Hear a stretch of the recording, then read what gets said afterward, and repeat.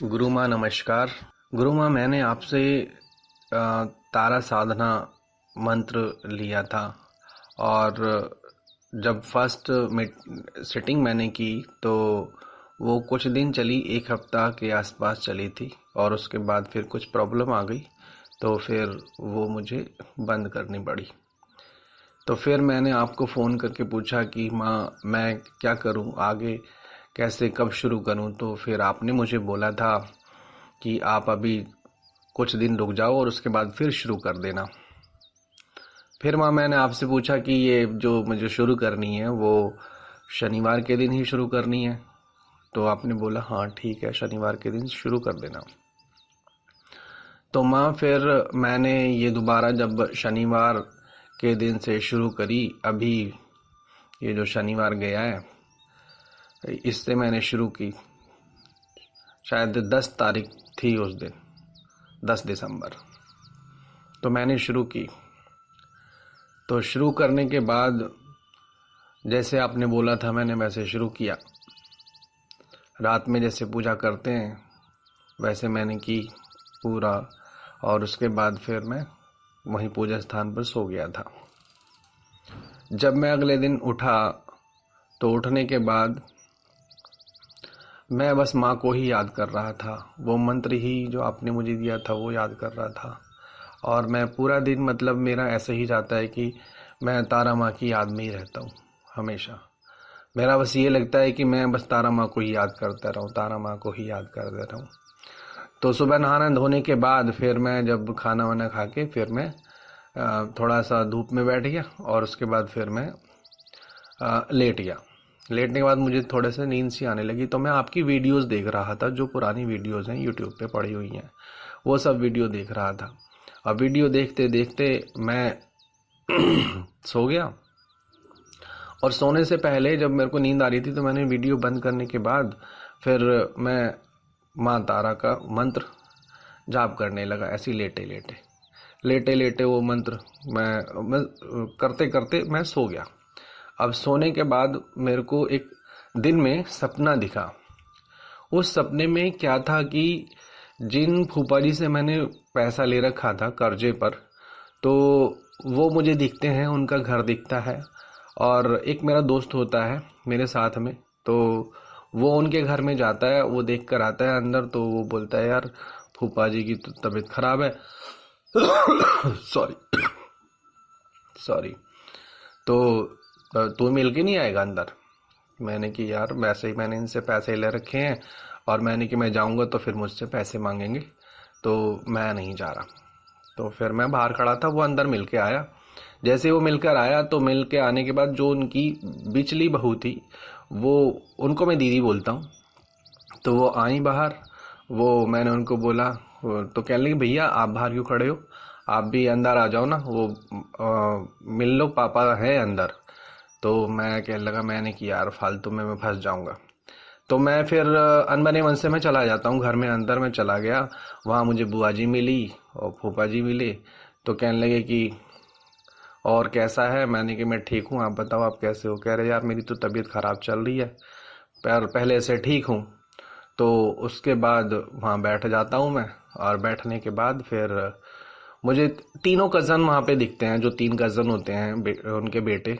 वो एक 2 बुआ के अलग बेटे हैं और एक ये इनका था बेटा। तो वो तीनों दिखते हैं, वो बेड पे वहाँ पर लेटे रहते हैं। अब लेटे रहते हैं तो मैंने कि इनको क्या हो गया। कहते हैं इनका एक्सीडेंट हो गया। मैंने कि इनका एक्सीडेंट कैसे हो गया, कब हुआ। तो फिर मैं देखता हूँ, ऐसे मिलता हूँ उनसे, तो फिर वो कहते हैं कि ऐसे ऐसे हमारा एक्सीडेंट हो गया। मैंने कि अभी कैसी तबीयत है। तो फिर मैं पूछता हूँ, उसके बाद फिर मैं ऐसे ही ना बैठ जाता हूँ, जैसे पूजा करने बैठते हैं वैसे ही पलोथी मार के वहाँ बैठ जाता हूँ ऐसे ही। तो वो बोलते हैं कि यहाँ पर कुछ मतलब ऊपरी वगैरह भी है, ऐसा कुछ है वहाँ पर। मैंने कहा अच्छा। तो मैं अपना जैसे मैं पूजा करता हूँ वैसे मैं पूजा करने के लिए ऐसे ही अपनी पूजा करने में बैठ जाता हूँ। और मैं पहले गणेश मंत्र करता हूँ और फिर अपना शंकर जी का मंत्र पढ़ता हूँ, और उसके बाद फिर मैं माँ तारा और अपने गुरु जी का मंत्र पढ़ता हूँ। तो फूफा जी कहने लगे तू ये क्या करने लग गया, तू रहने दे भाई, तू ऐसा मत कर, ये मत कर। तो मैंने कि नहीं फूफा जी, मैं तो अपनी नॉर्मल पूजा कर रहा हूँ, जैसे शाम को नॉर्मल पूजा करते हैं ऐसे कर रहा हूँ। तो मैं कर रहा था। उसके बाद फिर मैं, जब उन्होंने बोला तो मैं फिर अपनी पूजा करके मैं उठ गया और उसके बाद फिर मैं उनके साथ ऐसे ही बैठा रहा। अब बैठने के बाद क्या हुआ कि मैं जैसे बैठा हुआ था ध्यान में, तो मेरे को ना पता नहीं कौन सी शक्ति थी, वो आई और उसने मेरे को ऊपर उठा लिया, वो छत की तरफ, पूरा ऊपर, जैसे बैठे रहते आसन में ऐसे ही बैठा हुआ था। तो मैं कहने लगा, अरे अरे क्या करेगी, मेरे को मारेगी क्या? बिल्कुल ही। मैंने, पंखा चल रहा है बहुत तेज, अगर मैं इसमें आ गया तो मैं कट जाऊंगा। मैंने कहा नीचे उतार मुझे। और फिर उसने मेरे को नीचे उतार दिया। मुझे पता भी नहीं नीचे उतारा नहीं उतारा, लेकिन मैं ठीक था। तो उसके बाद फिर मैं वहाँ से वो ख़त्म हो जाता है। उसके बाद फिर मैं आगे चलता हूँ, तो वहाँ जाकर क्या होता है कि वो मेरे ना पीछे पीछे रहती है, वो जो भी औरत रहती है वो मेरे पीछे पीछे रहती है, दोस्त रहता है। तो वो दोस्त से बोलती है कि मैं इसके साथ रहती हूँ। तो मैंने कि ठीक है, तो रहती है तो फिर मैं क्या करूँ। तो फिर कहने लगी कि हम ऐसे ही आगे चलते रहते हैं, वहाँ तालाब मिलता है, तालाब के पास खड़े हो जाते हैं आगे जाके। और फिर आगे जाके वहाँ पर वो एक बहुत जंगल सा होता है और खुला जंगल सा पड़ा रहता है वहाँ पर। तो वहाँ बहुत सारे लोग रहते हैं, चारों तरफ खड़े रहते हैं, देखते रहते हैं। तो मैं उनको बोलता हूँ, मैंने ये सब क्या देख रहे हैं? कह रही, ये वो लोग हैं जिनको ना ये शक्तियाँ दिखती हैं और ये शक्तियाँ यहाँ पे ना अपना चमत्कार दिखा रही हैं। तो मैंने कहा अच्छा। मैंने कहा यार मुझे तो कुछ भी नहीं दिख रहा है। कह रही ये उनको ही दिखती हैं जो इनको देख सकते हैं। मैंने कहा अच्छा। मैंने कहा चलो ठीक है, कोई बात नहीं। तो मैं भी वहाँ से फिर थोड़ा सा हम देखे और उसके बाद हम वहाँ से चले गए। अब जाते हुए एक वहाँ पे ना गांव की तरफ था, ऐसी चाय की दुकान सी थी। तो वहाँ पर हम चाय वगैरह पीने लगे। तो उसके बाद फिर वो भी वहाँ आ गई। तो वो कहने लगी कि मेरे को भी चाय पीनी है। मैंने कहा भाई चाय पिला दो इनको भी। तो उनको चाय पिलाई, उसके बाद वो हमारे साथ बैठ गई। वहाँ पे एक और लड़की थी जो हमारे साथ में थी, और एक और जानता तो नहीं मैं उनको, लेकिन वो थे। तो वो कहने लगे कि भाई एक बात बताओ कि तुम्हें इन सब में विश्वास है? मैंने कि हाँ विश्वास है, क्यों नहीं है, भगवान में विश्वास है। अगर भगवान ने तो दुनिया चल रही है, सब कुछ हो रहा है। तो उसके बाद फिर उसने बोला कि तुम कितने पढ़े लिखे हो? मैंने किया पढ़ा लिखा तो मैं काफ़ी हूँ, बट क्यों, क्या हुआ? तो फिर वो लड़की बोलने लगी कि अच्छा इनसे पूछो कि ये कितनी पढ़ी लिखी हैं। मैंने कि यार वो पढ़ी लिखी हैं या नहीं है उससे क्या मतलब है। तो मैंने कि कितनी भी हो। तो फिर वो कहने लगी कि ये पढ़ी लिखी है ही नहीं। तो मैंने बोला, मैंने कि समझदार तो हैं, पढ़ी लिखी नहीं है तो उसमें क्या हो गया। तो मैंने उनको ना मेरी कोई बात ऐसी ना बुरी लग जाती है जो मैंने बोला उनको। तो उसके बाद वो बोलती हैं कि उस जो लड़की बोलती है उसको तो कुछ नहीं बोलती, वो मेरे ऊपर मतलब गुस्सा दिखाती हैं बहुत ज़्यादा। तो मैंने कि आप मुझे क्यों गुस्सा दिखा रही हैं? कहने लगी कि तूने ही तो शुरू करी ये बात सारी, तू ही तो जाड़ा है इसकी। मैंने कहा अच्छा। मैंने कि मैंने क्या बोला, मैं तो सही बोल रहा हूँ, मैं गलत कहाँ बोल रहा हूँ इसमें। तो फिर उसके बाद उन्होंने बोला कि ठीक है कोई बात नहीं, वहां से फिर हम चले जाते हैं। जाने के बाद फिर वो आगे साथ ही साथ रहती है। तो वो दोस्त को बोलती है तो मैं इसके साथ रहती हूँ और अब मैं तेरे साथ भी रहूंगी। तो मैं कहने लगा कि मैंने कि भाई मेरे साथ क्यों रहोगी? मैंने कि मेरा जो दोस्त है इसकी तो शादी नहीं हुई है, आप इसके साथ रहो, मुझे क्या प्रॉब्लम है। लेकिन मेरी तो शादी हो रखी है, मैं नहीं रख सकता आपको अपने साथ में। मैंने, मेरी वाइफ है, मेरी बच्ची है, मैं आपको अपने साथ में नहीं रख सकता। तो कहने लगी अच्छा मैं बताती हूँ तेरे को। तो उसके बाद फिर वो ऐसी आगे चली जाती है और आगे जाने के बाद तालाब सा होता है, कुछ समुद्र टाइप सा ऐसा, वहां पर ले जाती है मेरे को। हम चले जाते हैं वहां पर। तो वहां जाने के बाद कहती है कि मैं अब तेरे को बताती हूँ तू कैसे नहीं मेरे साथ रहेगा। तो फिर मैं कहता हूँ, मैंने कि ऐसा है, तू ना ज्यादा तो अपने को समझ कुछ, ठीक है। और मैंने कि अगर मैंने अपनी माँ तारा से बोल दिया ना, मैंने अपनी माँ काली से बोल दिया ना मैंने, तो तू देख लिए फिर तेरा क्या होगा। तो फिर उसके बाद जैसे ही मैं उसको ऐसे बोलता हूँ तो वो ना एकदम बदल जाती है, जैसे देवी रूप में आ जाती है और वो साइड हो जाती है। साइड होने के बाद फिर मेरे सामने एक ना गौरी, एक मतलब गौरी, एक औरत आ जाती है सामने और वो सफेद शॉल ओढ़ के रहती हैं। तो वो कहती है आगे बढ़ के, कहती तू अपनी तारा माँ से मिलना चाहता है ना? मैंने कि हाँ। कह रहे कि ले मिल ले, अपनी तारा माँ से। अब जैसे ही वो वहां से हटती हैं, उनके पीछे से वो माँ तारा और उनके साथ में कम से कम 6 7 8 और ऐसी औरतें होती हैं, लड़कियां होती हैं जो उनके मतलब पूरी पीछे रहती हैं।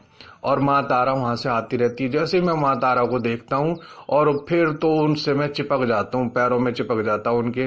मैंने कि माँ आप कहाँ थी, मैं आपको बहुत याद कर रहा था, मैं बहुत मतलब आपके बिना बहुत परेशान था माँ।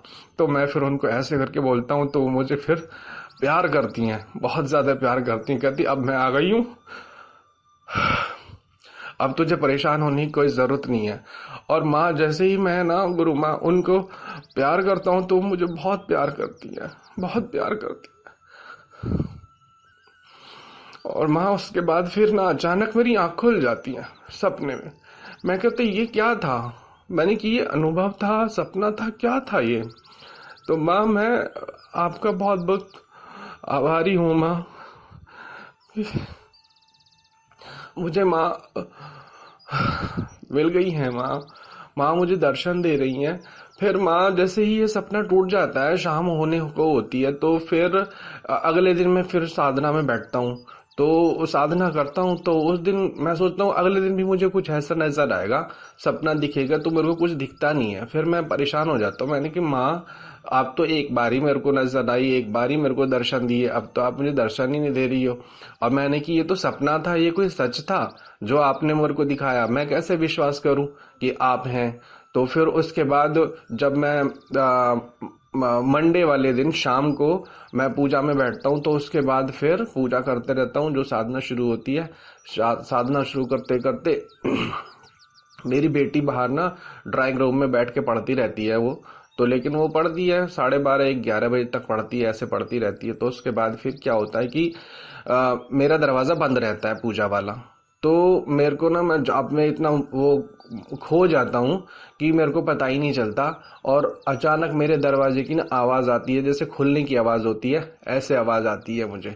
और वो दरवाजा खुलता है और मतलब आवाज से मुझे पता चलता है, लेकिन मैं आंख बंद करके अपनी रहता हूँ और मैं मंत्र जाप करते रहता हूँ, करते रहता हूँ, करते रहता हूँ।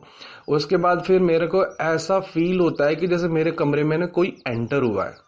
और मेरे कमरे में एंटर होने के बाद वो मेरे लेफ्ट हैंड साइड पे खड़ा हो गया आके। तो वो मतलब ऐसे तो शक्ति तो मेरे को पता नहीं कि क्या थी क्या नहीं थी, पर वो मेरे साइड में जैसे खड़े हो जाती हैं, और खड़े होने के बाद ना मेरे को ऐसा फील होता है कुछ ना कुछ तो है। पर मैं अपनी आंख नहीं खोलता और मेरा मंत्र जब चलता रहता है। तो जैसे मेरा मंत्र जब चलता रहता है तो मेरे शरीर में ना इतनी तेज करंट पैदा होता है, पूरे शरीर के अंदर झंझनाहट हो जाती है, बहुत ज्यादा बहुत ज्यादा। तो मंत्र भी मेरा मतलब छूटने लगता है कि मैंने कि ये क्या हो रहा है मुझे, ऐसा क्यों हो रहा है मुझे। तो फिर वो करंट जैसे जो लगता है ना, ऐसे करंट कम से कम 30 सेकेंड या 1 मिनट तक रहता है, लेकिन मैं मंत्र फिर भी ना जपता रहता हूँ। और बीच में मैं भूल भी जाता हूँ मंत्र की मंत्र था क्या। फिर मैं सोचता हूँ कि अच्छा मंत्र तो ऐसे था, फिर मैं दोबारा उसको शुरू करता हूँ, मंत्र को करना पढ़ना शुरू कर देता हूँ, दोबारा मंत्र जपना शुरू कर देता हूँ। फिर मैं सोचता हूँ कि मैंने कि अगर माँ है तो माँ फिर मतलब ऐसा क्यों करेंगी मेरे साथ, मैं तो उनका बच्चा हूँ। और माँ, मैं तो माँ की पूजा कर रहा हूँ, आराधना कर रहा हूँ, माँ मुझे क्यों डराएंगी और मुझे क्यों डरना चाहिए माँ से। अगर माँ है तो मुझे क्यों डरना चाहिए। तो फिर माँ मैं जब करते रहता हूँ पर आँख खोल लेता हूँ मैं। आँख खोलने के बाद भी मेरे को करंट महसूस होता रहता है बहुत ज्यादा। तो उसके बाद जब धीरे धीरे धीरे धीरे धीरे धीरे कम हो जाता है और मैं माँ की तस्वीर देखता रहता हूँ जो आपने मुझे भेजी थी, वो मैं तस्वीर देखते रहता हूँ माँ की। और फिर मैं आपका नाम लेता हूँ, गुरु माँ हेल्प करो, मदद करो गुरु माँ, ऐसे करके फिर मैं हेल्प करता हूँ। तो फिर धीरे धीरे बोलता हूँ, तो तब फिर वो धीरे धीरे शांत हो जाती है। वो जो मेरे शरीर में इतने तेज करंट आता है, पूरे शरीर के अंदर झंझनाहट, जैसे ना बाल रोंगटे खड़े हो जाते हैं, इस तरीके से होता है मेरे पूरे शरीर में। और ये कम से कम 1 मिनट तक ऐसा रहा। फिर मैंने आंख खोल ली और फिर मैं मंत्र जप करता रहा। और ये जो मैंने जब किया तो मेरी माला उस टाइम पे चल रही थी, छठी छठी या सातवीं माला मेरी ऐसी चल रही थी जब मैं ऐसा हुआ मेरे साथ। तो फिर उसके बाद फिर मैंने आंख बंद नहीं की, मैंने आंख बंद करूंगा तो फिर मेरे को ऐसा फील होना शुरू हो जाएगा। तो आंख आंख बंद ना करके मैं दीपक को देखता रहा, माँ की तस्वीर को देखता रहा और जप करता रहा, जप करता रहा, जप करता रहा। फिर थोड़ी देर बाद फिर मैंने सोचा, जब मैं नॉर्मल हो गया, फिर मैंने सोचा मैंने कि अब दोबारा करके देखता हूँ, आंख बंद करके देखता हूँ। फिर मैंने आंख बंद करी दोबारा, तो फिर मेरे शरीर में वही झंझनाहट वैसे ही होने लगी, बहुत तेज तेज। और इस झंझनाहट होने से पहले जब मैंने जाप शुरू किया था ना माँ, उस टाइम पे मेरे गले में ना, जैसे कि हम तब तबीयत खराब होती है और टैबलेट ले लेते हैं ना, कोई भी टैबलेट, और वो ऐसे लगता है जैसे गले में अटकी हुई हो, ऐसे फील हो रहा था मुझे शुरू में, जब शुरू किया था उस टाइम। उसके बाद फिर मेरे मेरे साथ ये अनुभव हुआ, इस तरह का अनुभव हुआ, तो मैं डर गया। लेकिन मैं फिर भी यही सोचने लगा कि मैंने कि माँ जब मेरे साथ में है तो मुझे डरने की क्या बात है। मैं तो माँ की आराधना कर रहा हूँ, मैं माँ की पूजा कर रहा हूँ, मुझे डरने की क्या जरूरत है। और गुरु माँ मेरे साथ में है। तो माँ, मेरा ये जो अनुभव था रात, ये सोमवार रात का था मेरा अनुभव। और आप मुझे बताएं माँ कि मेरी साधना कैसी चल रही है। मेरा अनुभव यही था। अब ये मैं माँ से मैंने ये बोला, मैंने कि साक्षात माँ मुझे बताओ ना कि लोग बाग जो और साधना करते हैं सब अपने अनुभव बताते हैं, लेकिन माँ जब मुझे सपने में नजर आया तो मुझे लगा कि मैंने ये तो सपना है, नॉर्मल है, इसमें क्या है। तो फिर उसके बाद अगले दिन सोमवार को मेरे साथ ऐसा हुआ माँ। जय जय माँ, जय हो गुरु माँ, आपकी जय जयकार हो माँ। माँ आप देखिए माँ, ये क्या था, ये माँ ही हैं, आप हैं माँ, आप देखिए। जय माँ तारा, जय माँ, जय हो गुरु माँ।